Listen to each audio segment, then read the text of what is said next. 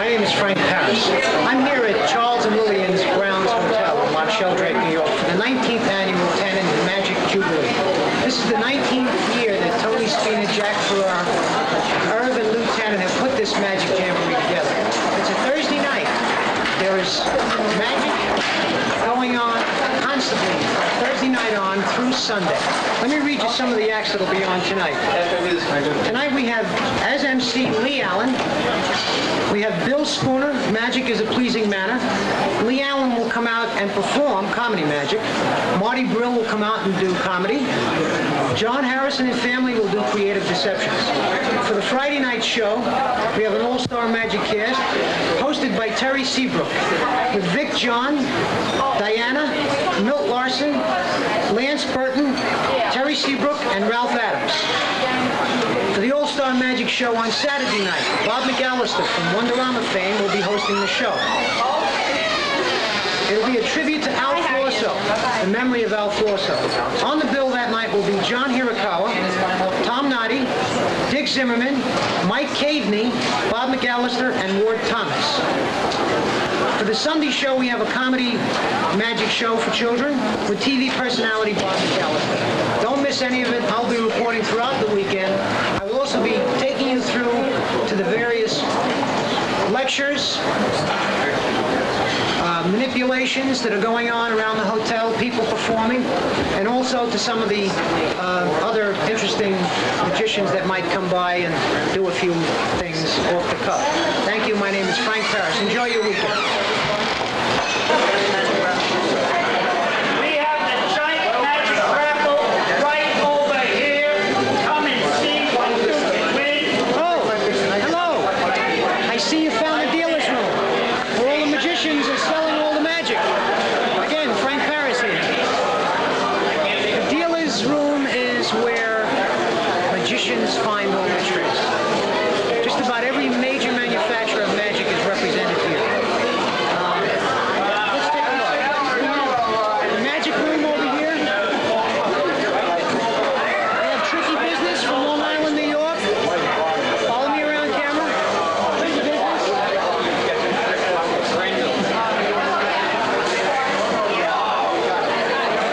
Al's Magic Shop from Washington, D.C.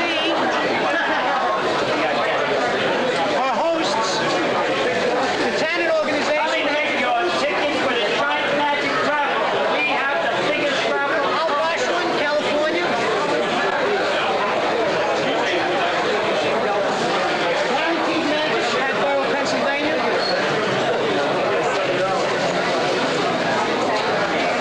James Rancho Products, I think it's Rancho Products, from Medford, Massachusetts. Just about every major manufacturer of magic products is here. This is the dealer's room. This is where magicians buy most of the magic. But you see them performing on television or at nightclubs or saloons or wherever. So I just wanted to let you know that I'm here looking to buy magic too. I want to learn a few tricks. Okay, I'll see you later. I'll bring you in somewhere during the Thursday night show. Bye-bye. See you later.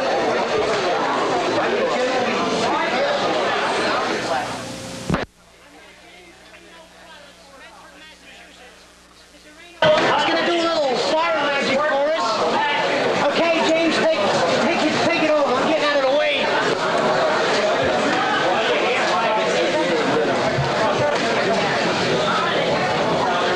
Watch this mechanical dog here. Pick up your phone. Look, they'll tell you when you're walking or not. Go ahead, find your car. There you go. Now, on the side, go straight like look. Now, Speed of the light. stop with your car, okay? Hold it. Let's go. That's enough. James Reno Products, Medford, Massachusetts. Bye.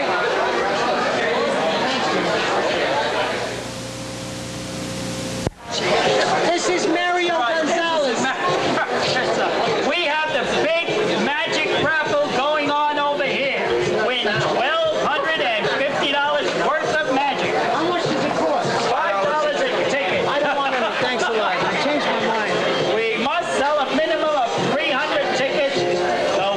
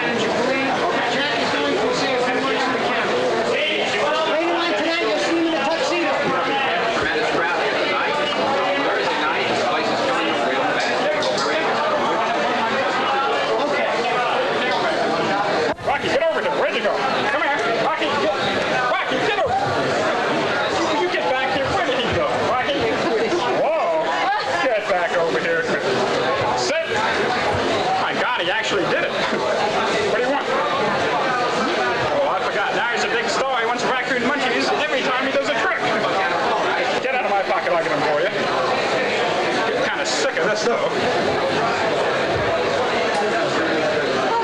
Whoa! No, come here, Rocky. Come here. Come here. Come here. Get back over here, boy. Sit. I tell you what, Rocky, get all the women excited. Look at me. Show them your hairy chest. No. Why not? Oh, come on, Rocky. Be macho. Show them your chest. Rocky, they're going to love it. Show them, will you? Rocky, if you don't show them, there's no more raccoon munchies. Okay. Get back over here. Okay. Come here. Come here. Oh, no, wait. You don't get a raccoon munchie for me having to trick you. Oh, poor Rocky. You think I ought to give him a raccoon munchie? Yes, you do. Wait, I got something else for you, Rocky. It's not a raccoon munchie, though. It's chicken poo-poo.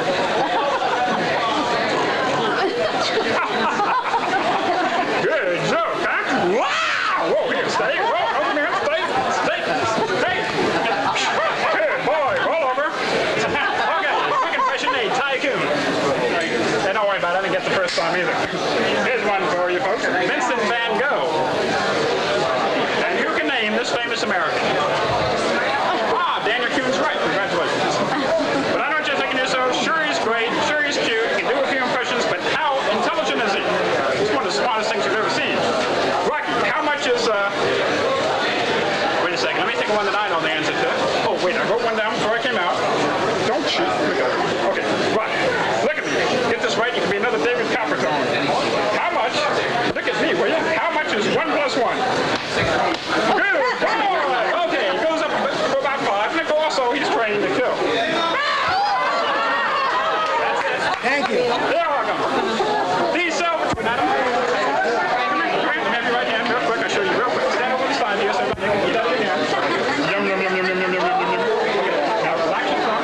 Right hand is straight back and look up at you. Now careful, your hands are wings there. Make him look up with me. Okay, make him look that way. Just turn. Now make him look up.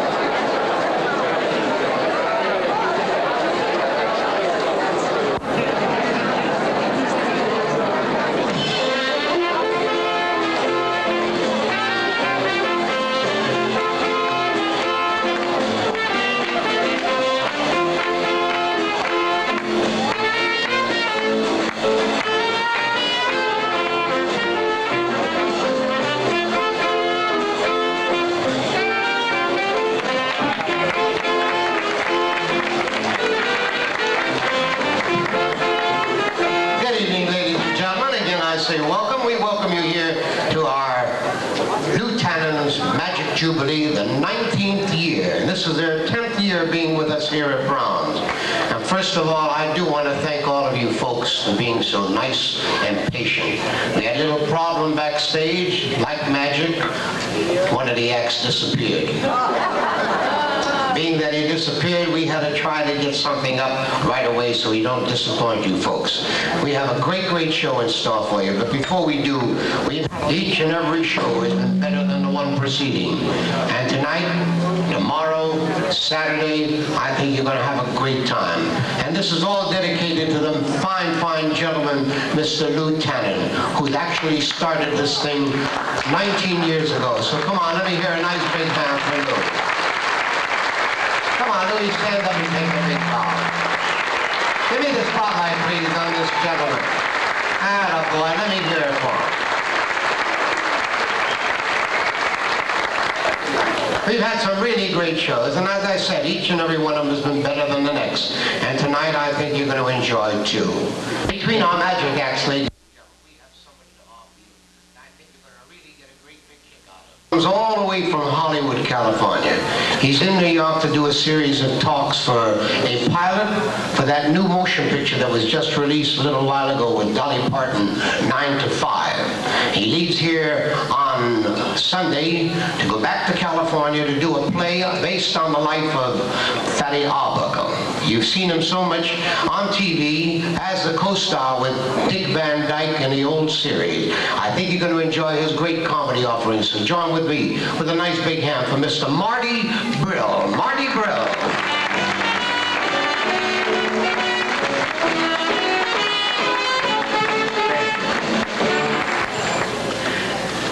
Looks like Atlantic City. Can I, before I do anything, can I say hello? How I gotta tell you, this is so wild. Bernie said I'm doing a pilot based on 9 to 5. Did you see the movie? Yeah. Okay, honest to God, Dolly Parton's sister, June, who is younger than Dolly, is playing the Dolly Parton role in the movie, and I'm playing the boss. So if you remember the movie, now you understand. Anyway, I don't mean to be indiscreet or vulgar. Dolly Parton's sister is, to say the least, more well endowed than her sister. I don't know what happened to that family. I've never seen. They had to weight her heels so she could stand up. I've never seen anybody. And we were at Universal Studios and we had lunch in the commissary because we were talking, we were doing this pilot. And Dolly Parton's sister, like a lot of gorgeous girls, is very vain about it. So, and she can't see. She wears contact lenses because she won't wear glasses because she thinks it ruins her appearance. You follow me? So she can see far away because the lenses are for far, but she can't see close up. See? No, I swear to God. We're having lunch and there's people from the press that are talking, and she ordered a fruit salad. And so she's talking and she leans over and one of her bosoms. You have to understand, when you're very well endowed, it's liable to happen. No matter what you do, it's going to pop out because they're enormous peoples. I mean, if she was wearing a nun's hat, it would still be low cut. You follow me? So she's talking, and she leans over, and one of her falls into the fruit cup. And she doesn't realize, and she can't see. She can't see. Understand? Now I'm sitting there, and what do you say? You don't say anything, you know. Finally, she has a spoon in her hand, and she's talking. She looks down and says, "Oh my God, who can eat so much?"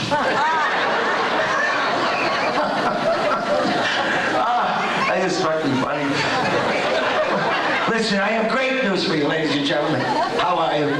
Today, something happened. Don't worry about this country. I'm telling you, because the market went down another 12 points. They're talking about Reagan with his cuts coming up next week. Don't worry about the United States. I was just sitting thinking, I'm getting depressed, and I said, wait a minute. We are greater than we know. Do you realize how tremendously wonderful the American people are? I'll prove it to you. Absolutely. I reflected over it today. The fact that we're still here after the last 3 presidents that we had is an absolute miracle. Do you know that? There isn't another nation on earth that would have survived one of those guys. We went through 3 of them and we're still here. I mean, for God's sake, look who we had for president. I mean, forget Reagan. We had Jimmy Carter, a man who was the president for 4 years. Now he sleeps in a jockstrap. Did you know that's a ritual? It's the only support he has left in the entire country. Did you know that? 400 444 days. They held 52 Americans in a two-bit nothing country. Carter couldn't get them out. 444 days. Another 2 weeks, they would have been citizens. They could have come here as students. Do you realize that? For free. And he's kissing the behind of a nobody, the Ayatollah. The President of the United States should know that he has power. We're the most powerful nation. I never forgot. What are you kissing people's behind? You understand? That's why I like Reagan. He knows how to wield power. Oh, Libya's got a couple of planes? Boom, that's it. Pardon me, I thought they were mosquitoes. That's it. Power. If Teddy Kennedy had been the president instead of Carter, the hostages would have been out for 4 days. You know why? Because he would have said, wait a minute, they got my hostages in? He wants to talk to me? Let him come over here. I don't deal with nobodies. I am the president of the United States. Let him come here. And he would come. That's the only deal they had, right? Now he gets the Ayatollah community over here. We're nice people, decent, cordial, coffee and cake, Sunday morning, approved Danish, nice. Then Teddy Kennedy says, Ayatollah, what do you say? It's Sunday, we'll go for a drive. Are you listening? You see? Get in the car, I'll show you Boston. Gets him in the car. Understand you're having trouble with bridges in Iran. Let me show you some bridges in the United States. That's how you deal with these maniacs. That's how you deal. But instead, we had a president for 4 years. The country was slowly screwed into the ground economically. Why? 4 years the man spoke. You heard him, I heard him. Right? Well, I'm talking about the economic problem, because I was talking a joke. What language is that? This is the United States. I couldn't understand 16 words my president said. Well, I just thought you know what I used to do instead of smoking marijuana? I swear to God, better than marijuana. Just watch Carter and Menachem Begin on the 7 o'clock or 8 o'clock. Tell me, you ever see Carter talk to Menachem Begin on the news? You think you're on the moon. You think you're on Mars. Mr. Begin, I'll take the opportunity. Welcome. You hope get covered. Get final. Where do we find these guys? 4 years we had a president that couldn't talk and we survived. Now, who was the president before Carter? Remember that guy? Remember him? Couldn't walk, for God's sake. 4 used to make a speech, my fellow American. Have to pick him up again. And we survived. Before him was Nixon. I'm not a crook. Nixon is not a crook. Jesse James was a Hasidic rabbi. Did you know that? Nixon is not a crook. 3 times in New York, Nixon applied for condominiums. They turned him down 3 times for condominiums because the Puerto Ricans threatened to move out of the neighborhood if he moved in. He's not a crook. Well, by today's standards, he's not, because we have crooks in Washington today. They're not to be believed. I'm telling you, this guy, Senator Williams, took $50,000 from a cop just like a man. They still haven't thrown him out of the Senate. They're debating whether or not to throw him out. You understand how stupid they are? I mean, I'm not mad at the man because he's a crook. That's bad enough. I'm mad because he's the dumbest crook that ever lived. You know how stupid you got to be not to know the difference between a cop and an Arab? There isn't a kid in my neighborhood in New York that wouldn't instantly know the difference between a cop and an Arab, for God's sake. Did you see the pictures of that Arab? Did you ever see an Arab in your life with red hair and a black mustache? It's absolutely outrageous. Sitting there wrapped in a sheet in the Biltmore Hotel with white socks and black penny loafers. What the hell kind of Arab? And do you remember the Arab's name? My word to God. You know, Goldfarb. That's the name of the cop. That's how stupid the police are. They got a Jewish cop, Goldfarb, to impersonate an Arab. And this senator still don't know there's something wrong. Takes 50 grand off an Arab. He says, thank you. The Arab says, you welcome. You welcome. And you don't know there's something wrong. There is nothing on this earth stupider than a congressman. I'm telling you. 22 years ago, they passed an abortion law. I'm not getting into that. That's a very touchy subject. I don't mean, but the law exists. Okay? 22 years, you and I have paid salaries out of our taxes for these guys to administer this country and legislate. 22 years, what are they talking about to this day in the Senate and in Congress? When is a fetus a person? When is a person a fetus? Wouldn't it seem to you that before you pass the law, you should know when the fetus is a person? I mean, before you walk, you gotta know where your foot is, right? Now, in Israel, where they don't have an abortion law, the Knesset sat down 35 years ago and said,